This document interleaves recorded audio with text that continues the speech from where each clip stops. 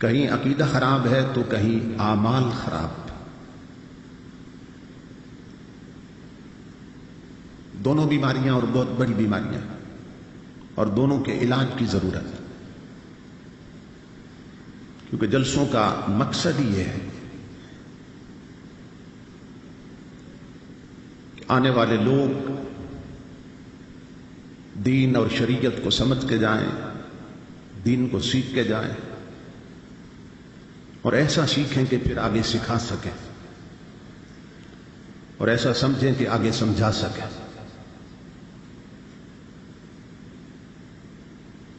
یہ یاد رکھیے کہ اسلام صرف ایک نظریے کا نام نہیں ہے کہ ایک مجرد نظریہ ہے. نہیں، یہ ایک کمپلیٹ کوڈ آف لائف ہے، ایک مکمل ضابطہ حیات.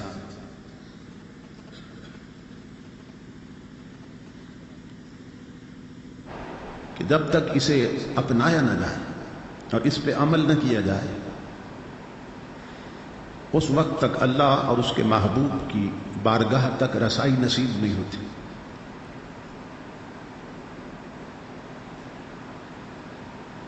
نبی اکرم صلی اللہ تعالی علیہ وآلہ وسلم نے بھی اپنے بے شمار ارشادات کے ذریعے اس حقیقت کو واضح کیا.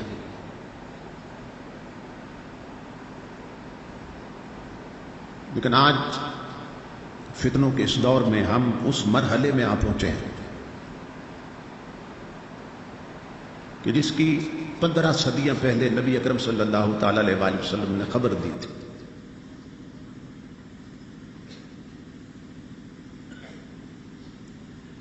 حضرت صلی اللہ علیہ وسلم نے فرمایا تھا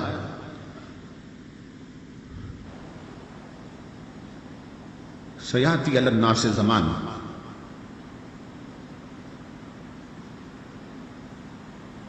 اور یہ الفاظ یوں بھی ہیں سیاتی زمان علی امتی، میری امت پہ ایک وقت آ جائے گا، میری امت پہ ایک زمانہ آ جائے گا کہ لا یبقى من الاسلام الا اسمہ ولا یبقى من القرآن الا رسمہ. اسلام کا صرف نام رہ جائے گا اور قرآن کی صرف رسم رہ جائے گا. اور ہم ایسے ہی دور میں ہیں کہ اس وقت اکثریت اسلام کا نام تو لے رہی ہے مگر اسلام پہ عمل نہیں کر رہی.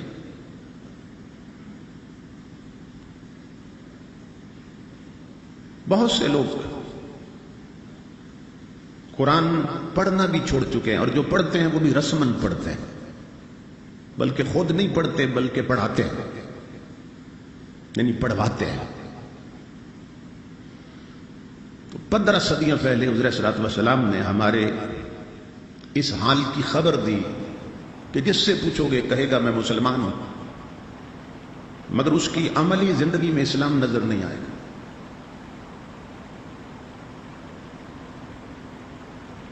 اب آپ اپنے اسی دندہ شاہ بلاول کی آبادی کے ہر گھر کے افراد سے پوچھئے کہ تم کون ہو مذہباً، وہ کہیں گے مسلمان.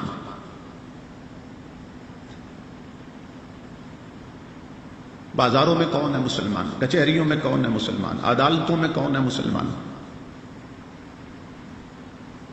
عورتیں کون ہیں مسلمان، بچے کون ہیں مسلمان، مرد اور بوڑھے کون ہیں مسلمان.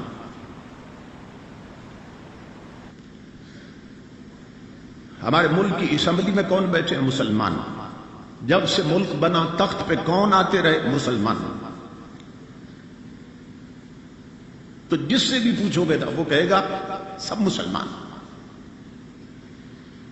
مگر امام الانبیاء کے غلاموں، سوال یہ ہے کہ جب گھر کی 4 دیواری سے لے کر اسمبلی ہال تک مسلمان ہیں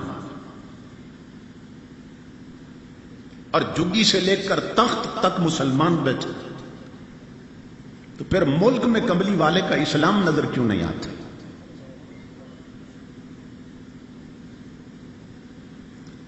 پھر ہماری زندگی میں حضور کا اسلام نظر کیوں نہیں آتا؟ ہمارے گھروں میں حضور کا اسلام نظر کیوں نہیں آتا؟ ہمارے بچوں کی تعلیم میں حضور کا اسلام نظر کیوں نہیں آتا؟ ہماری بہو بیٹیوں کے لباس میں حضور کا اسلام نظر کیوں نہیں آتا؟ ہماری شادیوں کے رسم اور رواج میں حضور کا اسلام نظر کیوں نہیں آتا؟ ہمارے الیکٹرانک میڈیا اور پرنٹ میڈیا پہ اسلام نظر کیوں نہیں آتا؟ جس سے پوچھو ہیں مسلمان مگر زندگی میں اسلام نظر نہیں آتا. یعنی صرف نام رہ گیا جو حضور نے خبر دی تھی میری امت پہ وقت آئے گا کہ اسلام کا صرف نام رہ جائے گا. اور میں ہر جلسے میں کہتا ہوں یہاں بھی ہزاروں افراد بیٹھے ہیں, حضور کے نام پہ جھومتے بھی ہیں, ہاتھ جھنڈے بھی بناتے ہیں, نعرے بھی لگاتے ہیں, مگر یہاں آنے والوں کی اکثریت عشاء پڑھ کے نہیں آئے اور فجر جاگ کے نہیں پڑھیں گے. تو پھر کس کو دھوکہ دینے آئے؟ یہاں بہت سے لوگ میں دیکھ رہا ہوں جو ننگے سر بیٹھے ہیں, ننگے سر بیٹھے ہیں. اب کتنے سالوں سے یہ جلسہ کروا رہے ہیں؟ 9 سال ہو گئے, 9 سال ہو گئے. یعنی 9 سال سے آپ جلسے کروا رہے ہیں اور جلسوں میں آ رہے ہیں, تو ابھی تک یہ بھی معلوم نہیں ہو سکا کہ تاجدار کائنات کے ذکر کی مجلس میں جانے کے آداب کیا ہیں. یہاں ولیمے میں تو نہیں آئے, شادی حال میں تو نہیں آئے بیٹھے ہیں. بہت سے لوگ ننگے سر آئے بیٹھے. اب شاید کئی لبرل قسم کے لوگ کہیں گے, آزاد خیال لوگ, کہ مولانا سختی کر رہے ہیں. اگر سر پہ ٹوپی نہیں تو کیا ہوگا؟ تو امام الانبیاء کے غلاموں یہ یاد رکھو, میں آپ کو اسلام سمجھانے آیا ہوں.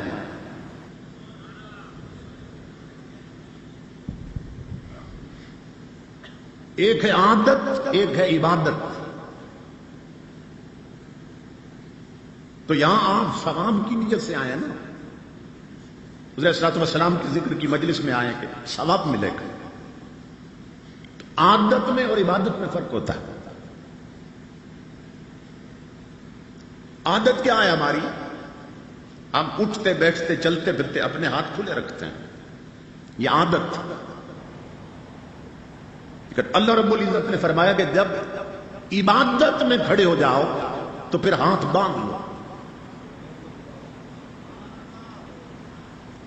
تاکہ پتہ چل جائے کہ تم عادت میں نہیں رب کی عبادت میں کھڑے ہو. سمجھ رہے آپ؟ کہ یوں ہاتھ چھوڑ کے کھڑے ہو جائے تو یہ تو عادت ہے. تو اللہ رب العزت فرما رہا ہے کہ جب میری بارگاہ میں آؤ تو عادت کے انداز میں نہیں, عبادت کے انداز میں کھڑا ہونا. اسی طرح امام الانبیاء کے غلاموں, ہماری اکثریت میں جا رہی تھی بازار میں اور ننگے سر پھرتی, شادیوں پہ جائیں ننگے سر جاتے ہیں, شادی حالوں میں جائیں ننگے سر, کچہریوں میں ننگے سر. تو یہ شریعت نے آداب سکھا دیے کہ جب رب رسول کے ذکر کی مجلس میں آؤ تو سر پہ ٹوپی رکھو, پگڑی رکھو, تاکہ عادت اور عبادت میں فرق ہو جائے.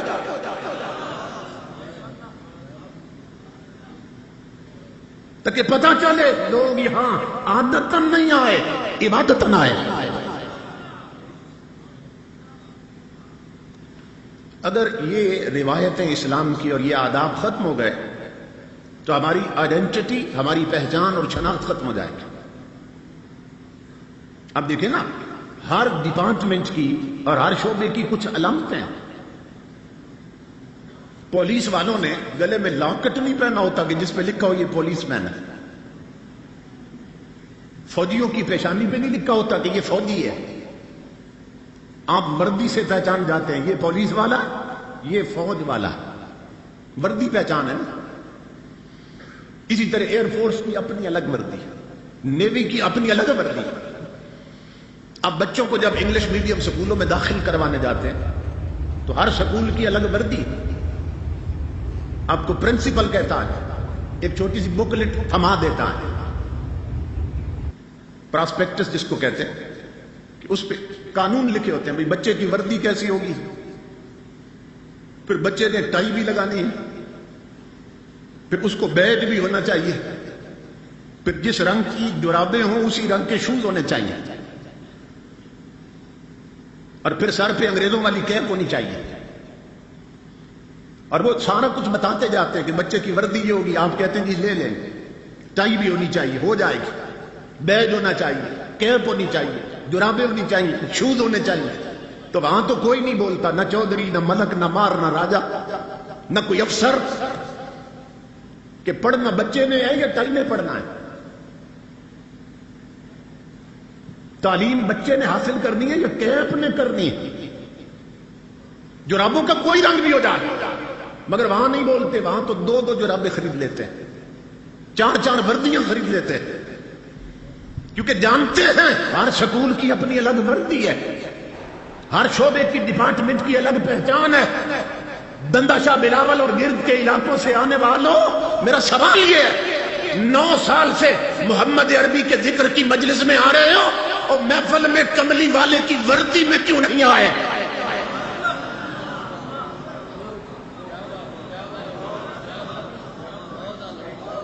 اپنے نبی کی وردی میں کیوں نہیں آئے؟ اس کا مطلب یہ ہے تو نے رسول کے شعبے کو کوئی اہمیت نہیں دی، تو نے نبی کی وردی کو کوئی اہمیت نہیں دی۔ یہ یاد رکھو، تاجدار کائنات کی مجلس میں آنے کے آداب ہے، سر پہ ٹوپی ہو، وضو سے ہو۔ اصل المیہ یہ اور ٹریجڈی یہ ہے کہ جب سے جلسے مسجدوں سے باہر شروع ہوئے، جلسے نہیں رہے، سٹیج شو بن گئے، کہ مسجدوں میں ہوتے تھے تو لوگ وضو کر کے آتے تھے، ٹوپی سر پہ رکھ کے، پگڑیاں پہن کے، خوشبو لگا کے، مسواک کر کے۔ اور اب یہ ہے کہ چونکہ محفلوں میں علماء گھٹ گئے، گویے بڑھ گئے، رنگ والے بڑھ گئے، سرتال والے بڑھ گئے، اور کنجریوں کے لہجے میں نعت رسول پڑھنے والے بڑھ گئے، طوائفوں کے لہجے میں نعتیں پڑھنے والے بڑھ گئے۔ یہی سبب ہے امام الانبیاء کے غلاموں کہ لوگ محفلوں میں آتے ہیں، کیونکہ فلمی گانوں کی طرز پہ نعتیں پڑھی جا رہی۔ وہ کیا کرتے ہیں، سگریٹ پینے کو دل کیا، اٹھ کے کش لگا کے پھر آتے بیٹھ گئے، سر پہ ٹوپی نہیں، وضو نہیں کیا، عشاء پڑھ کے نہیں آئے، فجر جاگ کے نہیں پڑھے، کیونکہ محفلیں نہ رہی، سٹیج شو بن گئی۔ تو آداب سیکھیے تاجدار کائنات کی مجلس میں آنے کا، اسی سے قیمت لگتی ہے، اسی سے قیمت لگتی ہے۔ مولانا روم لکھتے ہیں کہ فرعون کی قوم میں ایک ایسا شخص تھا جو فرعون کو بھی اپنا خدائی مانتا تھا باقی لوگوں کی طرح، لیکن بہت بڑا نقال تھا، نقلیں اتارنے میں ماہر تھا، کاپی کرنے میں ماہر تھا۔ اب کافر ہے اور فرعون کو خدا مانتا ہے، تو اسے لڑکوں نے کہا، دیگر کافروں نے کہا کہ کبھی موسیٰ علیہ السلام کی نقل بھی اتار، سب کی نقلیں اتارتا ہے تو ان کی نقل بھی تو اتار نا موسیٰ علیہ السلام کی۔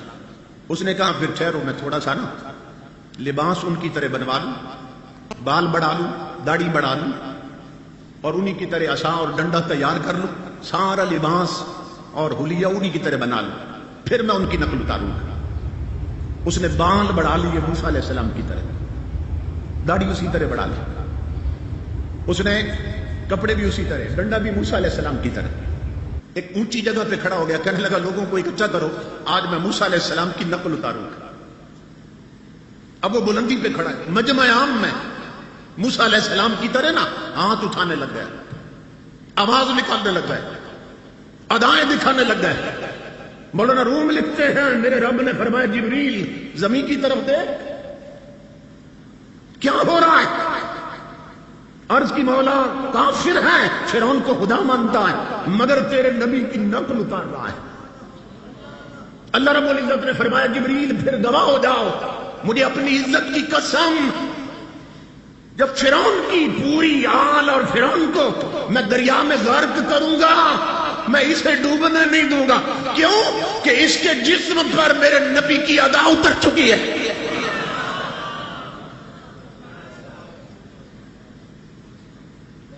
وہ اتنا حیا کرتا، امام الانبیاء کے غلام، وہ فرعون کا ماننے والا، اندر باہر سے کافر ہے، صرف لباس موسیٰ علیہ السلام جیسا اور تھوڑی سی نقل اتاری تو رحمت کو اتنا پیار آ گیا، کیونکہ اس کے جسم پر میرے نبی کی ادا اتر چکی ہے، اب میں اسے غرق نہیں ہونے دوں گا۔ تو تاجدار کائنات کے غلاموں، آج ہم کافر تو نہیں، الحمدللہ مسلمان اور محمد عربی کے غلام، لیکن نام کی حد تک دل میں اگر حضور ہوں اور تن پر سنت مصطفیٰ اور دل میں یاد مصطفیٰ امام الانبیاء کے غلام ہو تو طاغوت کی لاکھوں لہریں اٹھیں اور سیلاب آئے، محمد عربی کے غلاموں کو کوئی مٹا نہیں سکتا۔ مگر یہ ہے کہ ہم عملاً آئیں تو صحیح حضور کی غلامی کی طرف۔ اب یہ صورتحال ہے کہ ہم صرف محفلوں کے مسلمان رہ گئے،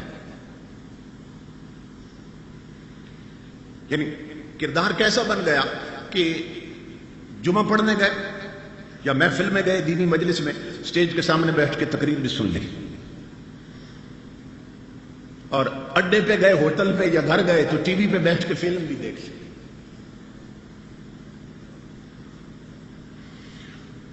گھر میں کوئی مر گیا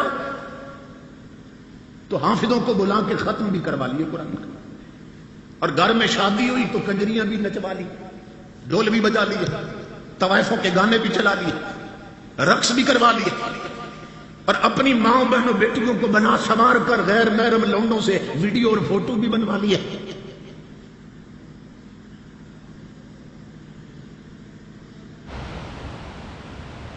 اسی طرح گھر کی الماری میں قرآن بھی ہے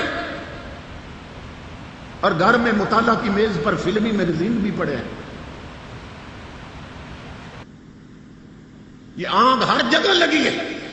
یہ بال کاٹنے والے نائی ان کی دکان پہ جائیں، یہ کپڑے سلائی کرنے والے دردی ان کی دکانوں پہ جائیں، اوپر دیواروں پر سورہ یاسین کے کیلنڈر لگے، نیچے کنجریوں کی تصویریں بھی لگی۔ بسوں کوچوں کے باہر لکھا ہے اللہ نبی وارث، ٹرکوں کے باہر لکھا ہے اللہ نگہبان، اللہ نبی وارث، اور بسوں اور کوچوں کے اندر چلے جاؤ ایل سی ڈیز لگی اور کنجریوں کے ننگے ڈانس ہو رہے ہیں۔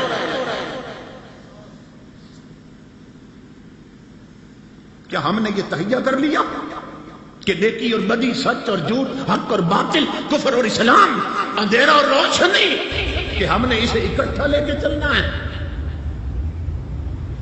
اللہ رب العزت قرآن میں فرما رہا ہے یا ایھا الذین آمنوا ادخلوا فی السلم کافہ، اے ایمان والو، اگر مومن بننا ہے تو پورے کے پورے اسلام میں داخل ہو جاؤ۔ یہ قرآن پڑھ رہا ہوں، پورے کے پورے اسلام میں داخل ہو۔ اے ایمان والو، مکمل مسلمان چاہیے مجھے، یہ نہیں کہ آدھے تیتر اور آدھے بٹیر بن کے رہو۔ اور ہماری اکثریت کی حالت یہ ہو گئی تو جو قوم آدھا تیتر آدھا بٹیر بن جائے وہ دھوبی کے اس کتے کی طرح ہو جاتی ہے جو نہ گھر کا رہتا نہ گھاٹ کا رہتا ہے۔ آج یہ سبب ہے ہماری ذلت کا کہ ہم نہ گھر کے رہے نہ گھاٹ کے رہے۔ اسلام تو کہتے ہیں مکمل طور پر پورے کے پورے اسلام میں داخل ہوتا، ہم کہتے ہیں نہیں، یہ بھی چلتا رہے وہ بھی چلتا رہے۔ نبی اکرم صلی اللہ علیہ وآلہ وسلم نے یہ ساری خبریں دی تھی۔ حضور صلی اللہ علیہ وسلم نے فرمایا سیاتی زمان علی امتی، میری امت پہ ایک وقت آنے والا ہے، لا یبال المرء ما اخذ منہ امن الحلال ام من الحرام۔ فرمایا کلمہ میرا پڑھیں گے، امتی میرے کہلائیں گے، نعرے میرے لگائیں گے، مگر امام الانبیاء نے فرمایا میرے امتیوں کو پرواہ ہی نہیں ہوگی حلال کر رہے ہیں کہ حرام کر رہے ہیں۔ حلال اور حرام کی تمیز ختم ہو جائے گی. تو آج دیکھ لیں کہ ہم آدھے تیسر اور آدھے بچیر بنے. حلال اور حرام کی تمیز ختم ہو گئی. ہمیں یہ بھی نہیں معلوم